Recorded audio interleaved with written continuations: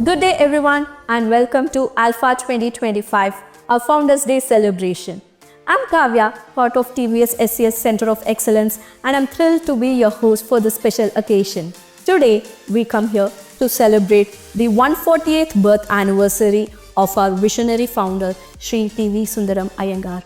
A day we celebrate as Alpha every year on March 22nd. His entrepreneurial foresights, bold risk-taking, and unwavering ambition is shaping the legacy that we carry with us today. As part of the program today, we have our chairman R. Dinesh along with our managing director Ravi Vishwanathan to share the beautiful insights in the form of a tete-a-tete. I know many of you have sent questions to our management in seeking their valuable opinion. Though the tete-a-tete will cover the broader aspects of the questions, few of the other specific queries will be addressed in the upcoming town hall. Now, let's watch their engaging conversation. Good day, and it's my absolute pleasure and privilege to have Mr. R. Dinesh, our chairman, on a tete-a-tete really as we celebrate the life of our founding father, Mr. TV Sundaram Iyengar. It's his 148th birthday. It's truly an epic milestone. Very few companies survive this long. This group is a testimony to his vision, and the longevity that we have had is just phenomenal. Dinesh, thank you so much for taking the time. It's a pleasure as always. You've been through this journey, and I thought it will be an opportunity for all of us to hear from you and discuss some of the things as events unfold in this spectacular world that we are living in today. Thank you, Ravi. A pleasure and a privilege to interact and connect with you and the rest of the team through this occasion. And as you said, 148 years of TVS is something which I'm very happy to participate in this journey. The first discussion I would really like to have is really about saying what was the philosophy of the founding father and how has it transcended. You are the fourth generation Scion, so how has it transcended 4 generations and how do you keep this alive? I think the founder core philosophy was to build businesses which are sustainable for the future, which are built on the true quality, on stakeholder satisfaction, on being able to work closely with the customers. And if you look at the early anecdotes of the growth of this business, it was all about the ability to connect with the customer while providing the best quality of service. So starting from a bus service or the manufacturing sector which we entered into, I think the core bedrock has been quality and the focus of delivering best value for every stakeholder and the customer connect. In many ways, when you speak about all of this, it's really about earning the trust of our customers, and irrespective of whether you're in manufacturing or in a pure services business, it's the value and the service, and we often say trust, value, service is synonymous to TVS, or TVS really stands for that. So, thank you for elucidating that. When you speak about quality and the way the group has imbibed all of that, ultimately looking at stakeholder satisfaction, how has the quality journey itself evolved in the group, and where do you see us in this whole journey, both from a process and a quality perspective? As I said, the culture which we as a family and as a businesses have kind of been brought into or brought up with, I think the core of this is delivering that quality to the customer. So if I take third generation in a way, Venu Srinivasan, in fact, he was given a Lifetime Achievement Award for fulfilling the quality expectations, not just of TVS as a business, but as leading the quality transformation of India. And this is a very prestigious Economic Times Award which was given to him recently.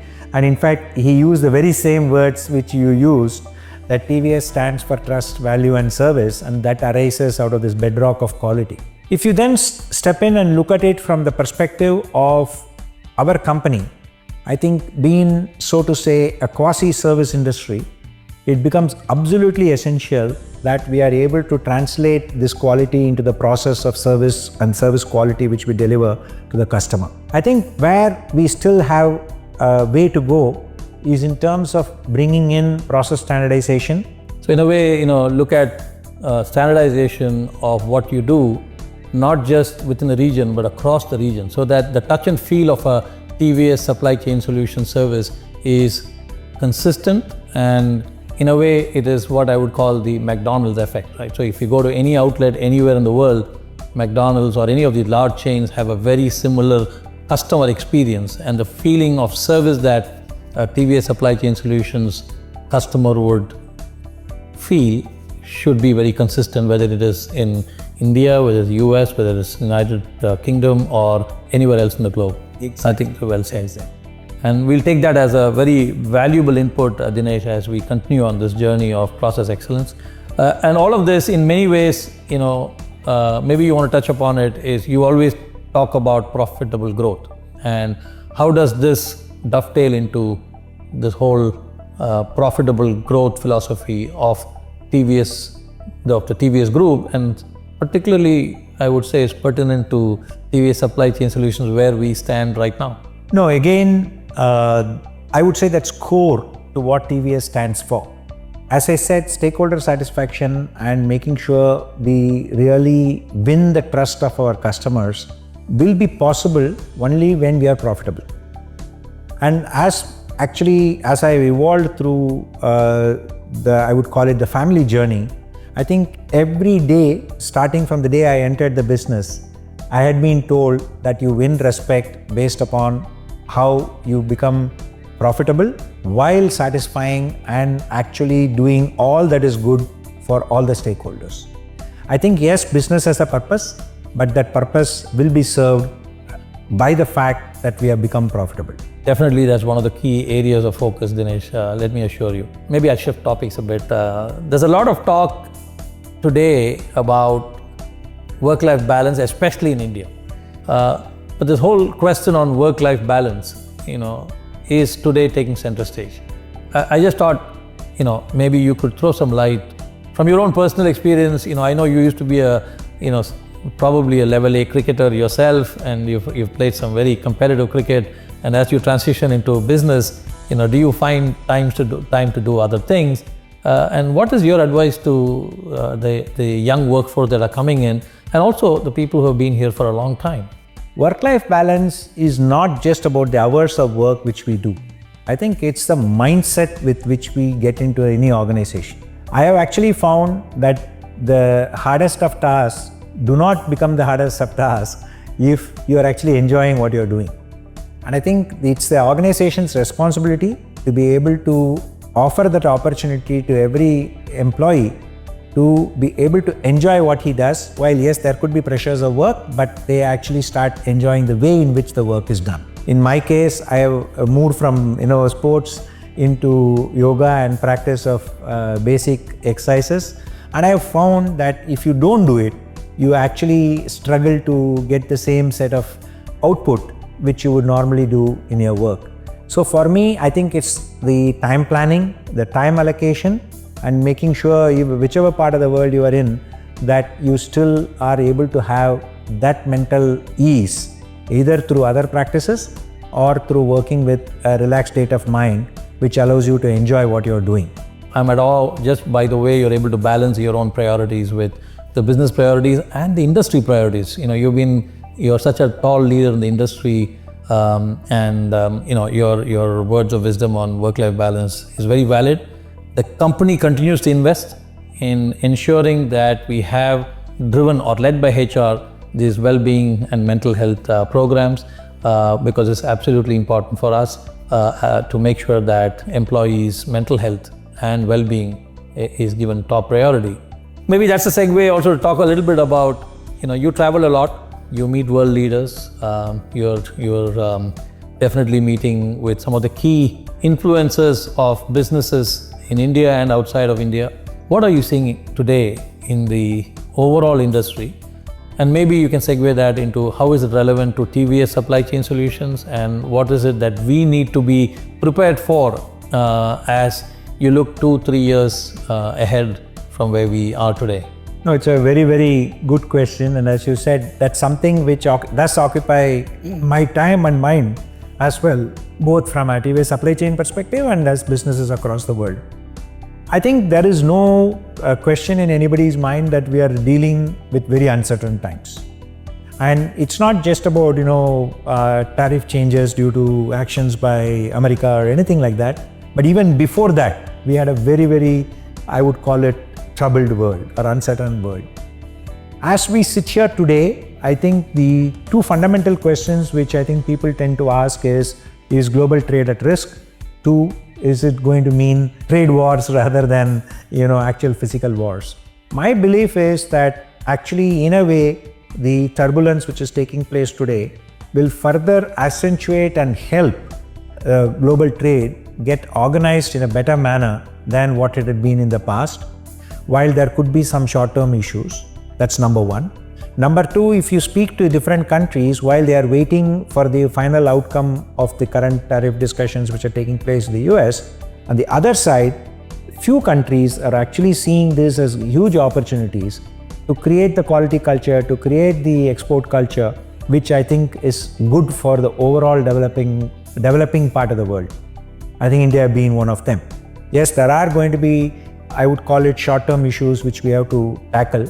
And to come back to that, I think it is important that especially as a supply chain company, we need to have that rapid flexibility, and I would call it the cost headroom available for us to be able to face these challenges without struggling if immediate term. But like I said, I'm still very confident and positive of the next, I would call it 2-3 years, because I believe that the changes which are taking place today will place more opportunities for the right set of companies to grow globally. And I believe TVS supply chain should be one of those which should benefit from the changes which will take place. No, I think very, very valid. Great to hear from you in the sense that we are living in a kind of a turbulent environment, but turbulence always gives opportunities, and we should see how we can capitalize on that. And as a supply chain company, Dinesh, your message is very loud and clear. Be flexible, create that headroom in terms of ability to manage your costs better. Therefore, focusing on how we can increase our value that we can deliver to our customers. I wish I can continue asking you a lot of questions. There are a lot of questions here. If I were to ask you, what should we be focusing on with respect to culture in the company, in TVS Supply Chain Solutions especially? So I think you already mentioned many of the areas which I think are core to the culture of an organization. But for me, I think the continuous improvement is something which we have to really focus on. The cost headroom is going to come through that. The ability to make the people enjoy their job while they are working is going to come through that, because they feel a sense of achievement of making that happen. The second is the transparency and the two-way communication, which I think is very, very important. So I think it's important that we build this transparency and the communication aspect of it through this two-way approach. The final, I would call it core DNA culture, is, like I said, genuine stakeholder happiness and satisfaction. For that, we should have a methodology by which we not just connect, but measure and live up to the expectations which every stakeholder has. And that's something which I think is part of the DNA of TVS and definitely of TVS supply chain. So performance ethic is probably what is going to drive all of that. Performance ethics in terms of the ability for us to deliver maximum value to our stakeholders, driving continuous improvement using technology and making sure that my process is getting better every day. But you also said soft things like transparency, communication, governance. And when it comes to communication, the ability for us to be open, transparent, ask the questions that are relevant, and in a way being, that's how the feedback comes into the management too. So I often drew that, in the town hall, there aren't too many questions. So I asked Madhavan to actually reach out to the employees and say, hey, what questions are out there? And I'm pleasantly surprised that we have a very large set of questions which we'll address in the next town hall. We want to build that as a culture. So that people can ask questions to the teams, to the management, to their immediate supervisors, to HR, to finance, to you. And I think that's really something which we'll work on. And, there's been a very interesting conversation, Dinesh. Thank you so much for all your valuable inputs. So it has been a very, very insightful discussion with our chairman. I want to take this opportunity to wish everybody and the families of TVS Supply Chain Solutions well, and look forward to another fabulous year of team work. Thank you, Ravi. and hope when we celebrate the 149th year of the Founders Day, we would have an even better and even more robust organization, very confident of facing the future. Wow, that was truly insightful. It's always inspiring to have our management talk about the various perspectives and aspects on work-life balance, culture at TVS SES, and the exciting path ahead.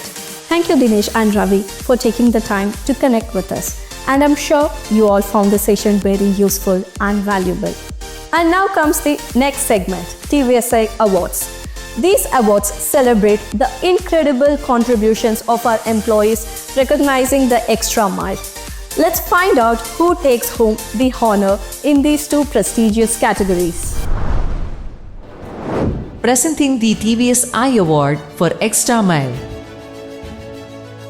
This award was meticulously evaluated by our jury head and panel members.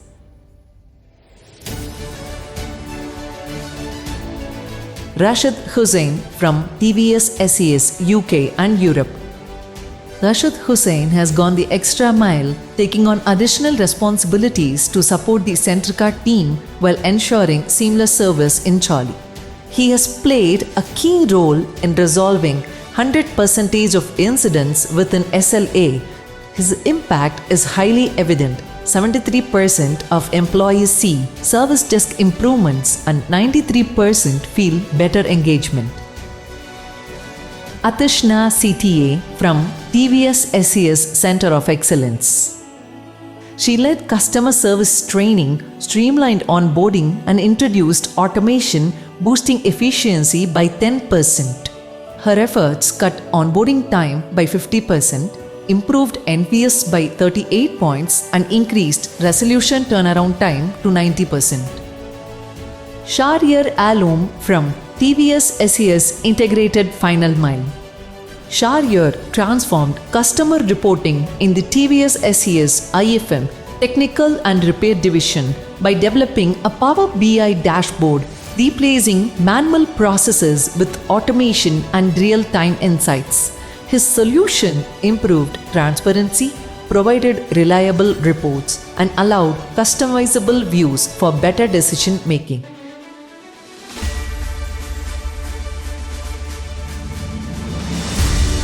Rashid Hussain from TVS SES UK and Europe.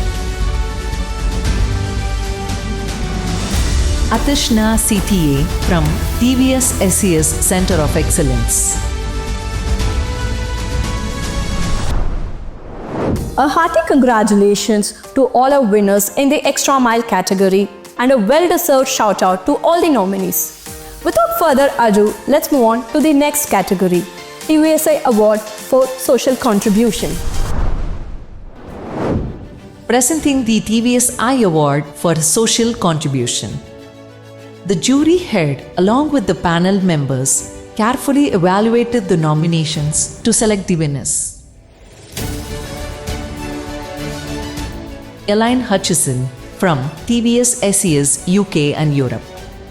She generated £2 million in social value through ESG initiatives, secured 100% scores on social value tenders. Elaine also launched a sustainability strategy team and developed a social value policy. Key achievements include over £100,000 raised for charities and impactful community activities like a volunteering day at Dirayan House. Her efforts extend to environmental campaigns and creating a colleague well-being garden. Christine Diak from TVS SES North America. She led TVS SES North America to raise over $16,700 for the Susan G. Komen Pink Walk, making it the second highest corporate donor. Partnering with the National Breast Cancer Foundation, she inspired employees to write over 3,800 notes of hope for patients. Sujai C. from TVS SES Center of Excellence. He raised funds for underprivileged students' education and personally sponsored 2 visually impaired students. His efforts have supported differently abled and marginalized groups, providing them wheelchairs, tailoring training for 10 single women and business equipment worth 1.2 lakh rupees for transgender individuals. He spearheaded a 1-acre biodiversity forest and planted 10,000 palm samplings in Theni, southern part of India.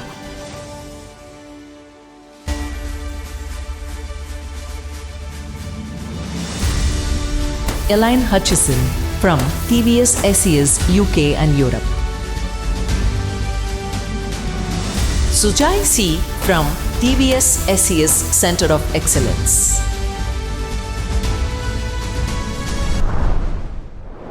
Congratulations to all the winners and nominees in this social contribution category. A special thank you to the jury heads and the panel members for the meticulous evaluation. And with that, we wrap up Alpha 2025. Thank you all for being part of this wonderful celebration. Let's continue to embrace our legacy, continue to drive innovation and believe in the power of us. This is Kavya signing off from Alpha 2025. See you next time.